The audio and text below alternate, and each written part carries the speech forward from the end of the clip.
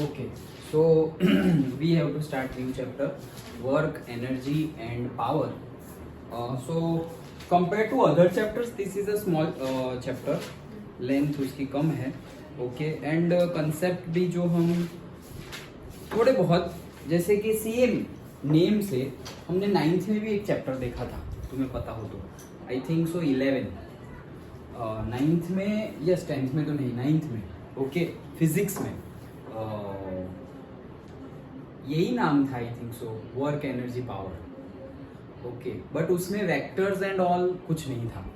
यहाँ पे हमें वेक्टर्स कंसिडर करने हैं, मतलब जो वेक्टर प्रोडक्ट है, मतलब जो वेक्टर क्वांटिटी है, जो स्केलर क्वांटिटी है, उसको कंसिडर करके हमें पढ़ना है. अदरवाइज जो वहाँ पे हमने पढ़ा था, potential energy, kinetic energy, work, वो सब कुछ सेम ही है. यहाँ पर थोड़ा बहुत कंसेप्ट नया है. वेक्टर का कंसेप्ट हमारे लिए नया है, particularly in work energy power concept में.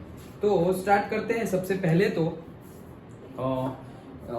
You can note down. Okay, मैं जो अभी बता रहा हूं वो सेंटेंसेस और वो definitions are for general terms for say work energy power, not particularly technical point of view, that we will see afterwards.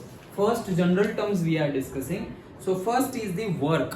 Okay, so work क्या है? काम. Okay, so it is the activity involving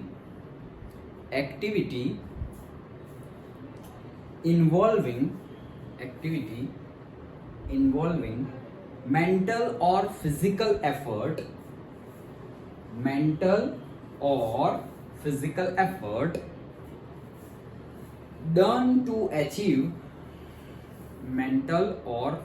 effort done to achieve a purpose. Okay, to achieve a purpose. So simple words में है क्या कि ये तो, या वर्क क्या है in day to day life, work क्या है, या तो वो फिजिकल वर्क है. फिजिकल वर्क मतलब कि जैसे मैं अभी बोल रहा हूँ. ओके, तो it is a physical work. Suppose तुम बाइक चला रहे हो और से साइकिल चला रहे हो, सो फिजिकल वर्क. मम्मी बोल दे कि भाई जाओ दही लेके आओ, दूध लेके आओ. Okay, so that is a physical work. Okay, क्यों कर रहे हो फिजिकल वर्क? कोई एक पर्पस है, उसको फुलफिल करने के लिए. टू अचीव, डन लिखा ना हमने, done to achieve a purpose. Okay, physical और mental work done. Okay, work in the sense work ही बोल रहे हो और उसमें भी हम वर्क यूज कर रहे हैं. सो दैट फिजिकल और मेंटल एक्टिविटी और एक्शंस. ओके, दूसरा वर्ड यूज कर लो. सो फिजिकल और mental activity done to achieve a particular goal और से पर्पस. उसके लिए जो भी हम, मेंटल भी. ओके, ये हो गया फिजिकल. मेंटल वर्क जैसे कि तुम बैठ के पढ़ाई कर रहे हो, so that is work. Okay, तुम बैठ के कुछ नहीं कर रहे हो, तो suppose you are thinking. Okay, तो थिंकिंग का काम भी तो कर रहे हो. मतलब एक लेवल पे जाते जाते it's possible, but it needs highly practice कि तुम कुछ भी ना करो. ओके, अदरवाइज हम कुछ ना कुछ तो करेंगे ही. ओके, कुछ ना कुछ तो करेंगे ही. जैसे कि हम सोचें, कुछ ना करें, ना बोले ना सुने, कुछ भी ना करें, तो हम क्या करेंगे? से थिंक, सोचने लगेंगे. वो भी ना करो तो फिर लेट लास्ट सो जाओगे.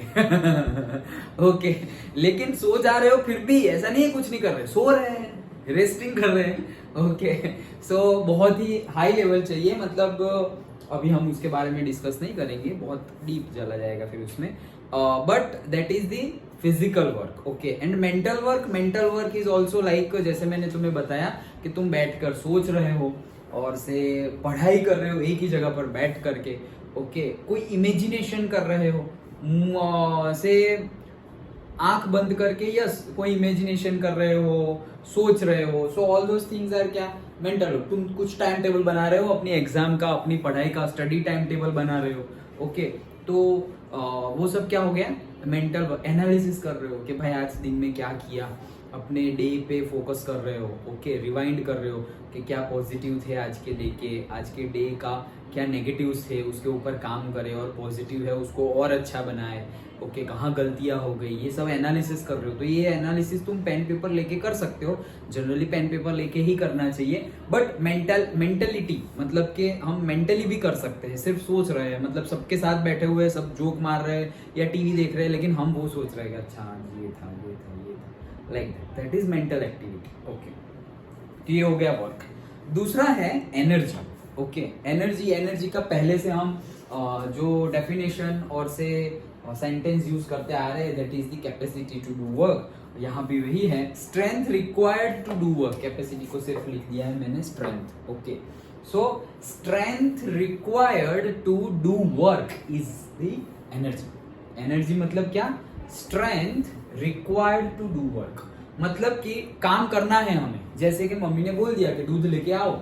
ओके, अब हमें लेने जाना है, लेकिन से साइकिल चला के लेके जाना है, तो लेकर तुम आ जाओगे, दैट इज वर्क। बट वो करने के लिए तुम्हारे पास सबसे पहले एनर्जी तो होनी चाहिए।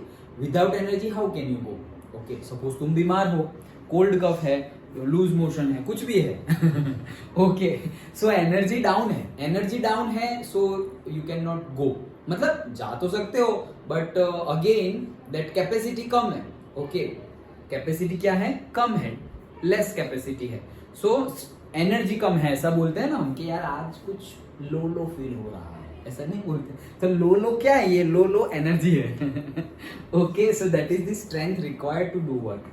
And last but not the least, power. Okay, that is ability to act और produce an effect. Okay, so power is nothing but ability to act or produce an effect. It is the ability to act or produce an effect. एक effect को produce करें हम।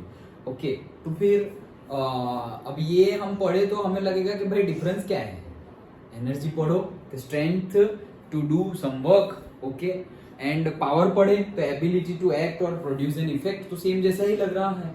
Okay, same जैसा ही है, but यहाँ पे time constraint आ जाता है। सेम एग्जांपल, फिजिकल वर्क करना है, तुम्हें दूध लेने जाना है, तो तुम दूध लेने जाओगे और लेके आ जाओगे, दैट इज वर्क। लेकिन वो जाने के लिए सबसे पहले तुम्हारे पास एनर्जी होनी चाहिए। तुम पूरे दिन स्कूल में, ट्यूशन में पढ़ाई करके आए हो, खेल कर भी आए हो, बॉडीली थक गए हो, और अब तुम्हें कोई काम दे रहे हैं तो आज नहीं, सिर दर्द हो रहा है, थकान हो रही है, वो that means you don't have that much energy to go purchase and again came back to home. Okay, उतनी एनर्जी नहीं है, तो वो एनर्जी कंसेप्ट हो गया। एंड देन पावर मतलब क्या? कि तुम्हारे पास एनर्जी तो है, मतलब तुम लेके तो आओगे। जैसे तुम्हें बताया तो तुम भी लेके आओगे, और से भाई को बोला या अदर सिस्टर सिबलिंग को बोला, वो भी लेके आएंगे। क्या दोनों सेम स्पीड में लेके आएंगे? नहीं, सेम स्पीड में लेके आएंगे नहीं। एज्यूमिंग कि हाँ वहां भटकने नहीं जा रहे हैं, तो भी दोनों सेम स्पीड में लेके आएंगे नहीं।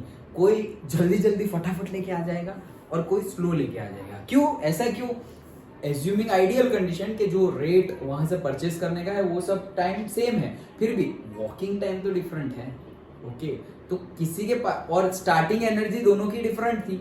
हमारी या हमारे सिबलिंग की स्टार्टिंग एनर्जी, वो पूरा दिन खा पी के मस्त आराम किया हुआ है, और हम पूरा लोट पोट होके आए हुए हैं। उसके पास ज्यादा एनर्जी होगी, फट जाएगा और आ जाएगा। ओके, और हम जा रहे, ओ भाई तू लेने गया था या बनाने गया था, फिर ऐसे बोलेंगे। ओके, तो दैट इज वहां पे टाइम कंस्ट्रेंट आ जाता है। तो power is nothing but, say you can tell, work done per unit time.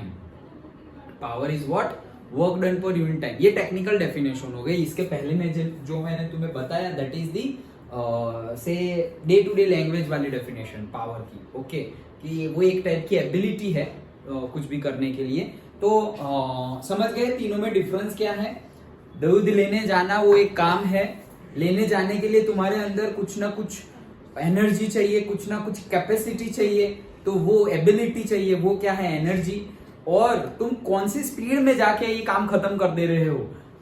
2 minute में जाके आ रहे हो, 50 मिनट में जाके आ रहे हो, 30 मिनट्स में जाके आ रहे हो, that is defined as the power. कि भाई इसका पावर तो बहुत ज्यादा है, काम इसने भी किया, बट यार इसका पावर तो मानना पड़ेगा, बहुत फटाफट काम कर लिया, लाइक दैट। अंडरस्टूड। ओके, तो ये हमारी डे टू डे लाइफ वाली जो लेमैन लैंग्वेज हम बोलते हैं, हमारे घर में जो यूज होती है, वो डेफिनेशन थी। एंड इतना इजी तो हम रखेंगे नहीं, तो इसीलिए जो टेक्निकल टर्म्स है same for work, energy, power are different compare to the day to day definitions. क्या उसका मीनिंग भी डिफरेंट है? हाँ, पर्टिकुलर जगह पे डिफरेंट है और से थोड़ी जगह पे सेम भी है। ओके, डिफरेंट कहाँ पे है? तो डिफरेंट हम अभी आगे देखेंगे, वहां पर सारे डिफरेंस है, पर्टिकुलरली वर्क में डिफरेंस है। लेकिन तो वर्क, एनर्जी, पावर हमारा चैप्टर का नाम तो एटलीस्ट तुम्हें समझ में आ ही गया होगा।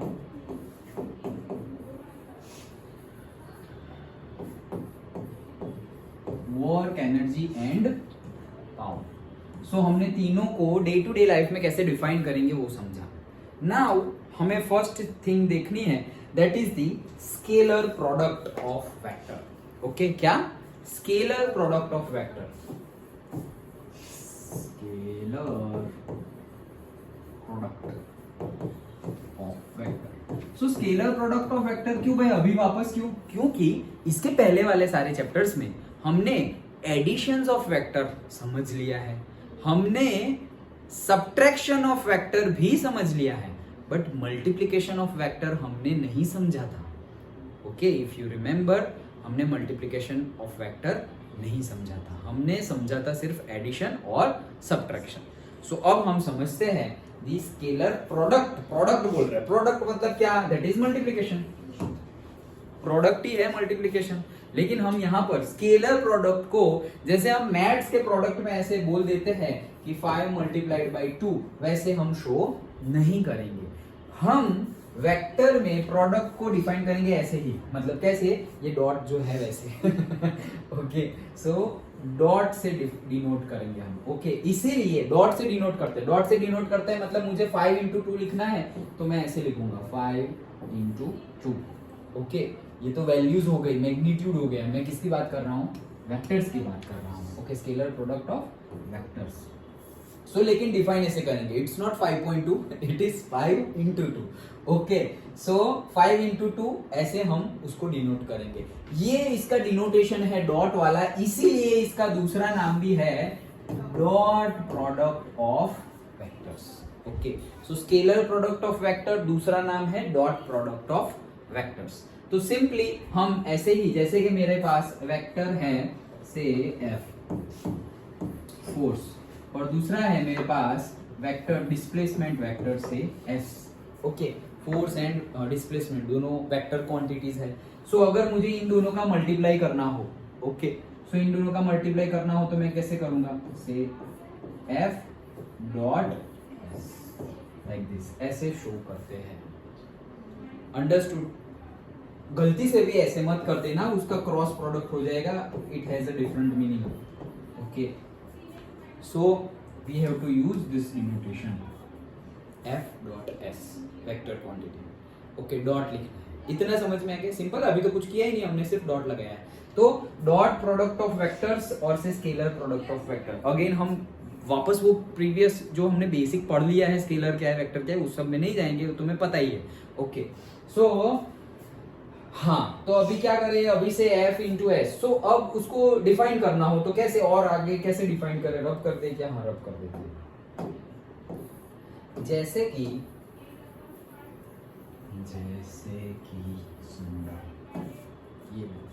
ये है मेरा A और ये है मेरा B। ओके, से this is vector A and this is vector B। उनके बीच का एंगल कोई भी एंगल है से थीटा। दो वेक्टर होंगे तो दोनों के बीच का एंगल भी तो होगा। ओके, क्योंकि हम तो वेक्टर मतलब डायरेक्शन के साथ है, कुछ ऐसा थोड़ी अभी 5 इंटू 2 किया वैसा कुछ है। ओके, वेक्टर मतलब क्या? डायरेक्शन है, मतलब तुम हो प्लेन में कहीं पर भी हो। ये मैंने ज्वाइन करके दिखाया गया है, ऐसे हो सकता है कि ये ऐसे है और ये वाला ऊपर ऐसे है। ये बोले इसका और इसका मल्टीप्लाई करो, तो पहले तो उसको कनेक्ट करो, पहले तो उसको उसके इसके एंड को, उसके स्टार्टिंग को और इसके स्टार्टिंग को कनेक्ट करो। तो कनेक्ट करेंगे तो ऐसा होगा, कहीं पे प्लेन में कहीं पे ऐसे ही पड़े हुए होंगे, तो पहले तो कनेक्ट करो। ओके, अब कुछ ना कुछ एंगल होगा, ये एंगल बिटवीन दोस टू। तो मैथमेटिकली इसको कैसे लिखते हैं? तो मैथमेटिकली हम इसको ऐसे लिखेंगे, जैसे लिखेंगे इसको तो ऐसे रब कर देते हैं,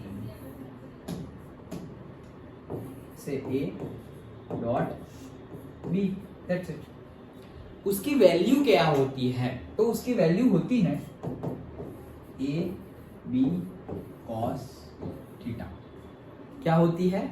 ए बी कॉस थीटा। ये कहां से आई? A B cos theta is nothing but, ये क्या है? प्रोडक्ट है। किस चीज का प्रोडक्ट है? ये प्रोडक्ट है ए का एंड बी कॉस थीटा का। ये किसका प्रोडक्ट है? A and B cos theta. ये बी कॉस थीटा क्या है? B cos theta is the projection of B on ए।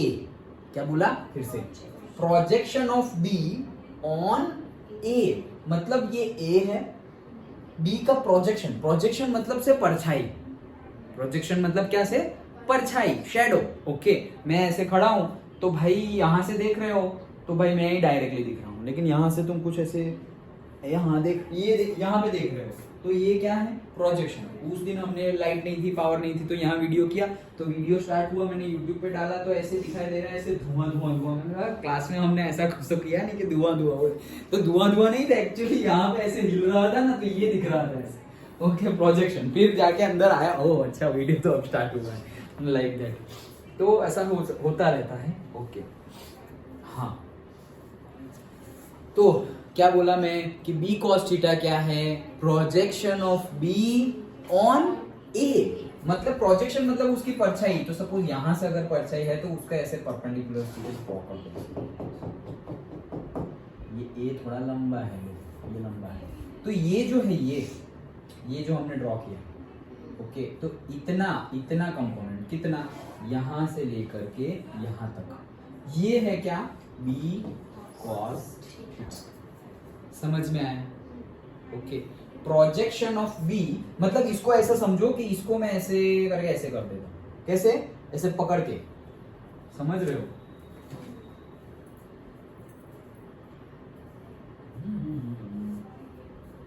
लाओ पेन लाओ, इतना ही लाओ। देख, ये मेरा वेक्टर, ये दो वेक्टर है मेरे, एक छोटा एक बड़ा। ये वेक्टर से ए, दिस इज वेक्टर, नहीं ये वेक्टर ए, ये वेक्टर बी, यहाँ लिखा है तो उस हिसाब से समझ। ये वेक्टर ए, ये वेक्टर बी, उनके बीच का कोई एंगल भी है थीटा। अब मैं क्या बोल रहा हूँ? It is A B cos theta. तो ये ए है, दिस इज बी, लेकिन बी का प्रोजेक्शन ऑन ए, तो मतलब ऐसे करके ऐसे मैं पूरा ऐसे कर दूं ना, तो ये जितना आया ना ये वेक्टर, ये इतना, that is the projection of B on A. समझ में आया? मतलब ऐसा समझो एंगल 0 कर दिया मैंने और बी को उठा के ऐसे घुमा फिरा के डायरेक्टली ए पे ले आया, तो जितना लेंथ मिलेगा ए पर, that is the projection of B on to और से ऑन ए। डन? समझ में आ गया? वैसे ही सेम दूसरा मतलब क्या? ये छोटा है। ओके, तो अब इट इज से मुझे, हम बोलेंगे कि सर मुझे ए नहीं ढूंढना है, मुझे तो ये ढूंढना है, बी डॉट ए। तो मैं क्या बोलूंगा? By B and then A cos theta. तो ये क्या है? ये बी है, तो बी तो है ही, लेकिन ए कॉस थीटा क्या है? Projection of A on to B. तो ऐसे करके ऐसे कर दिया, तो दिस इज द प्रोजेक्शन। वो projection can be bigger than that of the particular जो भी तुम्हारा वेक्टर हो उससे, मतलब यहाँ पे projection of A is bigger than that of the vector B, तो हो सकता है, और उससे छोटा भी हो सकता है, कोई बात नहीं। ओके, प्रोजेक्शन उतना भी हो सकता है जितना वो वेक्टर है, उतना भी हो सकता है, उससे कम भी हो सकता है, उससे ज्यादा भी हो सकता है। मतलब मैं अगर ऐसे करके यहाँ पे ले आऊं तो ये ए एग्जैक्टली बी जितना भी हो सकता है उसका प्रोजेक्शन, ए का प्रोजेक्शन बी पर यहाँ बनाऊं तो उससे बड़ा भी हो सकता है, उससे छोटा भी हो सकता है। अंडरस्टूड? वो कुछ भी हो सकता है, लेकिन प्रोजेक्शन मतलब कंसेप्ट समझ में आया? Projection. Okay, so this is about the projection, और ऐसे हम लिखते हैं। सो इसको लिखेंगे तो बी ए कॉस थीटा। लेकिन अगर तुमने यहाँ पे ध्यान दिया होगा तो ये तो सेम जैसा ही हो गया, बी ए कॉस थीटा। तो इसको मैं लिख सकता हूँ ए बी कॉस थीटा, वही तो लिखा है सर, क्या टाइम पास कर रहे हो? तो यहाँ पर उल्टा है, देखो ए बी कॉस थीटा, दोनों सेम ही आ गया। मतलब ए डॉट बी का आंसर भी सेम है और बी डॉट ए का आंसर भी क्या है? सेम है। क्या बड़ा है? नहीं, ए बड़ा है मतलब ये उसकी लेंथ बड़ी है, this is magnitude, this A is magnitude. ये ए है, ये सेम नहीं है। ओके ये क्या है, ये this is magnitude of A, this is magnitude of B. अभी न्यूमेरिकल करेंगे तो पता चलेगा। मैग्नीट्यूड और वेक्टर तो हमें पता ही है। मैग्नीट्यूड कैसे फाइंड करते थे, सपोज मेरा वेक्टर ए ऐसे लिखा हुआ है मैंने, A X I cap plus A Y J cap plus A Z K cap, तो मेरा मैग्नीट्यूड ऑफ ए कितना होगा, square root of A X का स्क्वायर प्लस ए वाई का स्क्वायर प्लस ए जेड का स्क्वायर, ऐसे ही निकालते थे। ये है मेरा ए, ये करेंगे तब मिलेगा मुझे क्या, ए। ये अंडरस्टूड। ओके सो वैल्यू क्या आ गई, सेम आ गई। दैट मीन्स इससे पता क्या चलता है, it follows the commutative law, जो हम मैथ्स में पढ़ते थे। कॉम्यूटेटिव लॉ, कौन सा law, commutative law. Commutative law again simply कि भाई तुम ए डॉट बी लिखो या बी डॉट ए लिखो, इट इज सेम, कुछ भी लिखो, जो लिखना है लिखो, दोनों बात सेम है। क्रॉस प्रोडक्ट में ऐसा नहीं होता, वो जब आएगा तब हम डिस्कस करेंगे, लेकिन डॉट प्रोडक्ट में यही होता है। अंडरस्टूड। क्या है, it is a commutative, it follows the commutative property और कॉम्यूटेटिव लॉ। अंडरस्टूड। तो मतलब तुम 5 into 2 करो या 2 into 5 करो, आंसर आना है 10। Okay so this is commutative. Then next हमें देखनी होगी से, वो कौन सी है, डिस्ट्रीब्यूटिव। डिस्ट्रीब्यूटिव प्रॉपर्टी बोल दो या लॉ बोल दो। So what is that, say vector A dot B dot C, ऐसा गिवन है। इसको हम ऐसे भी लिख सकते हैं, ये तो ग्रुपिंग हो गया, ये तो एसोसिएटिव हो गया, बी प्लस लिख लो, बी प्लस सी, तो क्या हो गया, say vector A into vector B plus vector A into C. मतलब इसका पहले इसके साथ, फिर बीच में प्लस है तो प्लस, वापस उसी का दूसरे का है, तीसरा होता तो तीसरे के साथ, जितने भी होंगे उसके साथ। तो that is this is distributive law और से डिस्ट्रीब्यूटिव प्रॉपर्टी। और जो मैंने अभी गलती से लिख दिया था that is associative. Associative law क्या बोलेगा कि भाई ग्रुपिंग, ओके ग्रुपिंग, जैसे कि A dot B dot C, तो say A dot B dot C, तो ये पहले बी और सी का ग्रुप था, फिर ए और बी का ग्रुप, फिर भी आंसर क्या आएगा, सेम आएगा। That is the associative. Associative मतलब ग्रुप, एसोसिएशन नहीं बोलते, association. So that is the group. Okay so this three property you have to remember, not it is not to be prove, मतलब ऐसा कुछ पूछा नहीं जाएगा कि प्रूव करो, बट पता होना चाहिए कि भाई वो फॉलो करते हैं कॉम्यूटेटिव लॉ, डिस्ट्रीब्यूटिव लॉ और से क्या रहेगा, एसोसिएटिव लॉ। अंडरस्टूड, समझ में आ रहा है। ओके स्पेशल केस देखते हैं वापस। क्या है स्पेशल केस, अगर मैं ए डॉट ए कर दूं तो क्या होगा। ए डॉट ए मतलब क्या कि भाई मेरा कोई वेक्टर है से ए, ओके उसका उसी के साथ मल्टीप्लिकेशन, ये वेक्टर ए है मेरा, तो ए डॉट ए मतलब इसका इसी के साथ मल्टीप्लिकेशन, तो इसकी वैल्यू क्या होगी, इसकी वैल्यू होगी ए कॉस थीटा, जैसे हमने अभी देखा था उसके हिसाब से यही होगा ए कॉस थीटा। अब देखें ए कॉस थीटा, तो ए तो चलो समझ लिया कि इसका मैग्नीट्यूड है। What is a cos theta, A cos theta is the projection of A onto A। ये क्या बात हुई, मतलब वो तो onto A मतलब प्रोजेक्शन तो वही है जो वो है, A cos theta is nothing but A। Okay तो मान लो कि ये A और ये A के बीच में cos theta, मतलब दो वेक्टर के बीच में अभी एंगल हमने देखा था, ये थीटा था, तो हमने दो वेक्टर के बीच का एंगल ले लिया थीटा।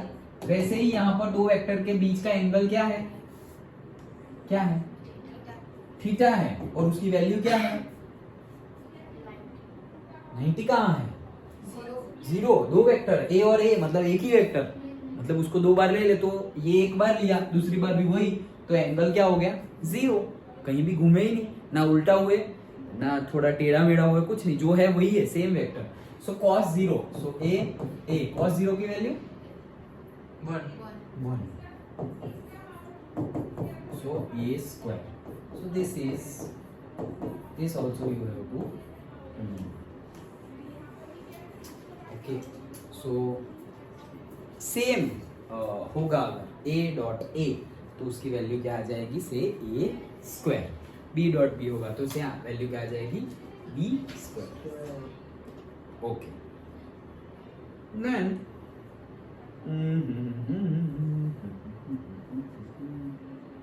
हाँ, और एक चीज देखते हैं ए डॉट बी में जो जरूरी है वो। ओके, ये लिख लिया।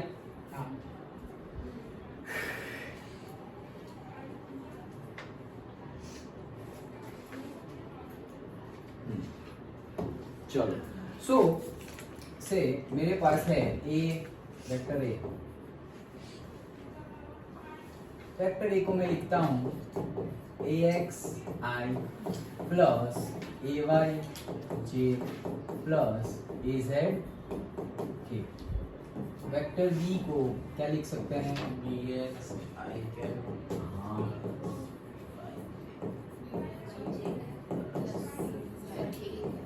यस, और से सी भी ले लेते हैं।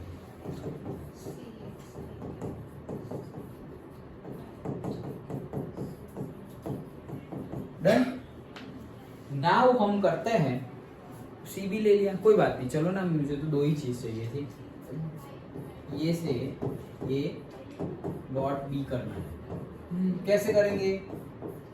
वैल्यू पुट कर दो, ए X I cap plus A Y J cap plus A Z K cap, bracket over, dot, दूसरा B x I cap plus B Y J cap plus B Z K cap. अब इसका अभी just हमने देखा distributive property, right? तो क्या होगा अगर डिस्ट्रीब्यूटिव प्रॉपर्टी लगाए तो? आंसर बताओ। बचेगा ax into bx। नहीं, सिर्फ मल्टीप्लाई करके तो बताओ मुझे।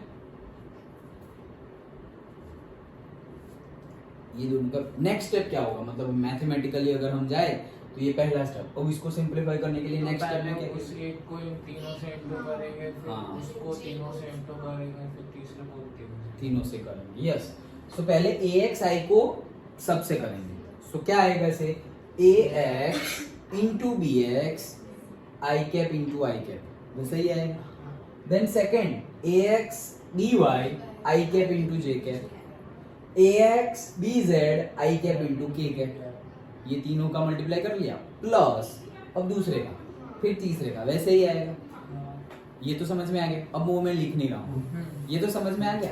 अब करना क्या है कि हमारे पास क्या आया, फिर से देखो, या अभी जो हम बोले ax bx i cap into i cap, तो i cap into i cap, तो ये दोनों के बीच ये i cap into i cap अभी किया हमने, a into a अभी किया, तो ये क्या होगा? सपोज मान लो कि से i into i से cos थीटा, थीटा की वैल्यू क्या होगी? 0 होगी। ओके, सो cos 0 1, तो ये आई स्क्वायर, और ये तो यूनिट वेक्टर है, आई जे के तो हम यूनिट वेक्टर में रखते हैं, तो क्या वो वैल्यू हो जाएगी? 1 हो जाएगी। ओके, तो इसकी वैल्यू हो जाएगी 1। I cap into J cap दूसरा था, तो उसमें क्या होगा? I J cos theta. अब कॉस कितना होगा? थीटा 90 होगा। आई और J unit vector in X direction and unit vector in Y direction, उनके बीच का एंगल क्या है? 90 है, तो फिर cos 90 की value 0, so I dot J की वैल्यू हो जाएगी 0, और वैसे ही सेम वे में आई डॉट के की वैल्यू क्या हो जाएगी? 0। समझ में आया? डन। फिर तो मतलब कि ये तीनों से मल्टीप्लाई हो रहा है, उसमें सिर्फ एक ही वैल्यू हमें लेनी है, कौन सी? ax and bx। डन, बाकी तो 0 0 है। फिर इसके भी तीनों के साथ मल्टीप्लाई होगा, तो मुझे लेनी है सिर्फ कौन सी?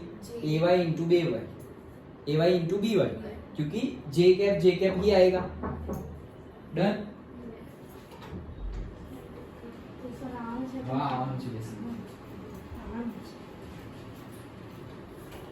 तारे चैप्टर 5 वांचવાનું છે પછી એને ટેસ્ટ આપવાનો છે સાયન્સ।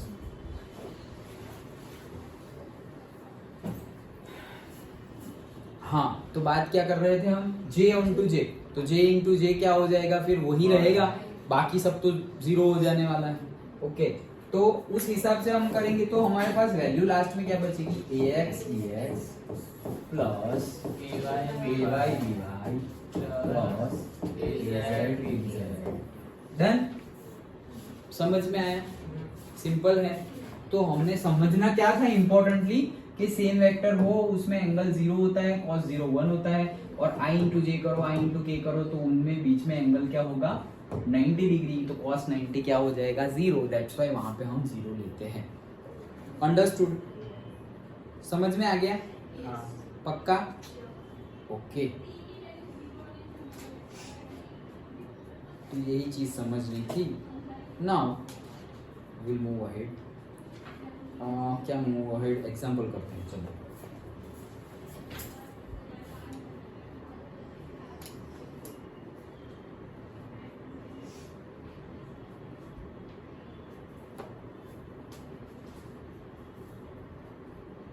डन।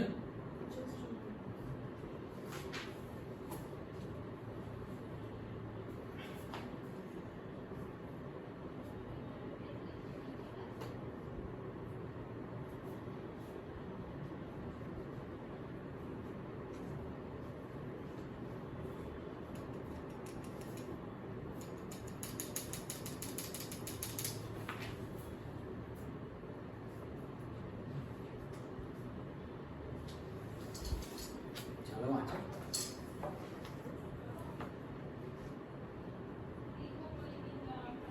પેલું એક્સરસાઇઝ સ્વાધ્યાયના ક્વેશ્ચન કરવાના।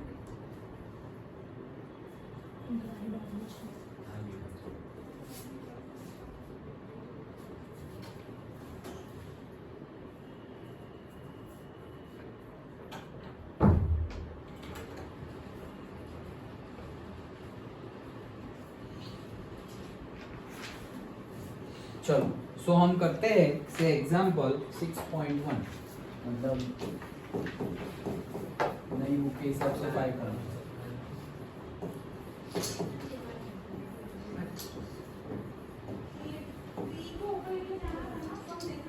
ओके हमारी बुक के अकॉर्डिंगली 6.1, नए सिलेबस के अकॉर्डिंगली 5.1।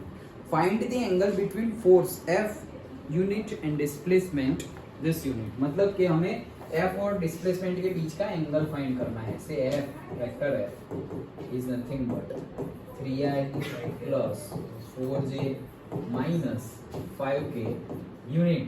ओके यूनिट गिवन है, मतलब ऐसे न्यूटन, बट यहाँ पे हमने यूनिट लिखा है। एंड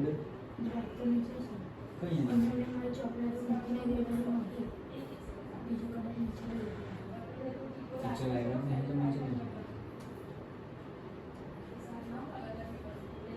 तू छेले ऊपर भणी हो नीचे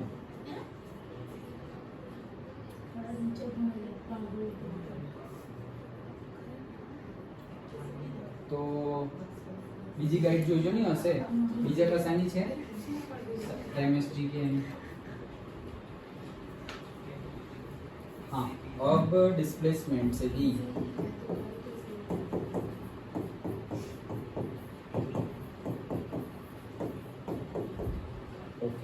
देखो ये पूछा गया है ओके कि एंगल फाइंड करो। तो एंगल फाइंड करने के लिए हम क्या करेंगे, हमें पता है, क्या पता है कि भाई F इंटू डी करेंगे, हाँ तो वो क्या हो जाएगा F डी cos थीटा, यही होता है। ओके ये हमें पता है, अभी हमने पढ़ा ना, दो वेक्टर का डॉट प्रोडक्ट लेंगे तो ऐसे लिख सकते हैं हम F डी cos थीटा। अब हमें थीटा फाइंड करना है, तो cos थीटा फाइंड करना है तो क्या हो जाएगा से F D divided by F into D. ऊपर क्या करना है, अभी cos थीटा फाइंड करने के लिए ऊपर मल्टीप्लिकेशन करना है। सो मल्टीप्लिकेशन करने के लिए क्या करेंगे, F इंटू डी का मल्टीप्लिकेशन, मतलब कि दिस मल्टीप्लाइड बाई दिस, लिखूं या चलेगा? सर चलेगा। चलेगा। अब हमें क्या करना है? नहीं एक भी नहीं है। नहीं क्या बात है। वो कुछ नहीं मिलेगा, सिर्फ ऊपर से लेके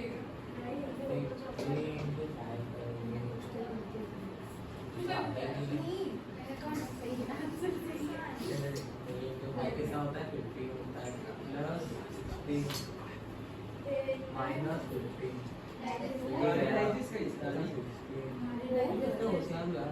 नहीं है। मेरा कौन हाथ में ये भी ये 16 में डालो इनसे f पॉइंट डी है, ठीक है, f into d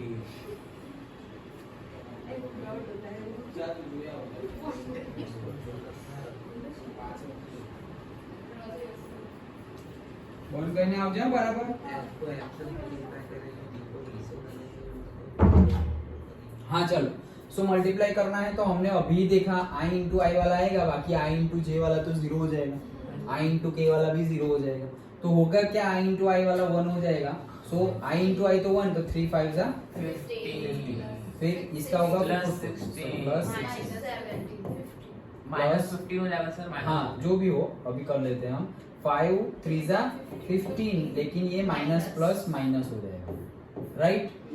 ओके तो ये प्लस है ये माइनस है तो ये कट हो गया, तो सिर्फ 16 रहा, divided by f into D का मैग्नीट्यूड। तो भाई f कितना है? f ढूंढना पड़ेगा, स्क्वायर रूट ऑफ 3 का स्क्वायर 9, 4 का स्क्वायर 16, माइनस 5 का स्क्वायर प्लस 25। सो कितना हो गया? 9 प्लस 6 25, 25 स्क्वायर रूट में 50। ओके और d कितना है? d है हमारा 5 का स्क्वायर 25 प्लस 16 प्लस 9 सेम, तो 50। ओके तो square root of 50 into square root of 50, तो लास्ट में क्या आ जाएगा? 50, क्योंकि दो बार स्क्वायर रूट है तो आ गया 50। Therefore 16 upon 50 that will be the answer. काटना कुटना नहीं होगा, नहीं काटो, काटोगे तो जो आएगा वो लिख दो। ओके 16 अपॉन 50, 8 upon सो से 25 0.3 समथिंग आएगा।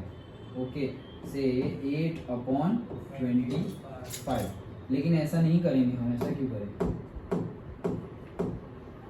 मल्टीप्लाइड बाय से 2 एंड मल्टीप्लाई बाय से 2, सो 32 डिवाइड बाय 100, सो आ गया है 0.32। Okay so cos theta is equals to 0.32। ऐसी कोई वैल्यू हमारे पास है नहीं याद में हमें। ओके तो हम जाएंगे जनरली लिख देंगे theta is equals to cos inverse of 0.32।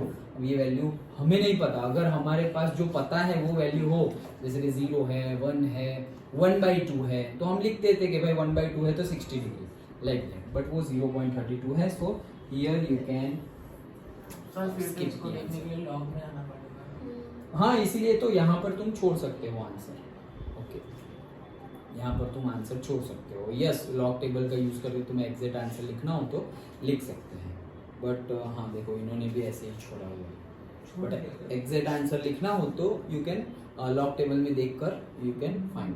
Okay तो ये सिंपल था, समझ में आ गया। ओके अब उन्होंने क्या बोला है? Also find the projection of F on D, मतलब बोल रहे हैं कि प्रोजेक्शन ऑफ एफ फाइंड करो डी पर, ये भी बोल रहे हैं। मतलब क्या कि जैसे कि ये मेरा डी है और ये है मेरा प्रोजेक्ट, ये मेरा एफ है, तो projection of F on D मतलब this, so this is F cos theta, ये फाइंड करने को बोला है। Projection of F on D मतलब एफ कॉस थीटा फाइंड करने को बोला है। तो एफ की वैल्यू तो हमने ढूंढी हुई थी, कितनी है? स्क्वायर रूट में 50।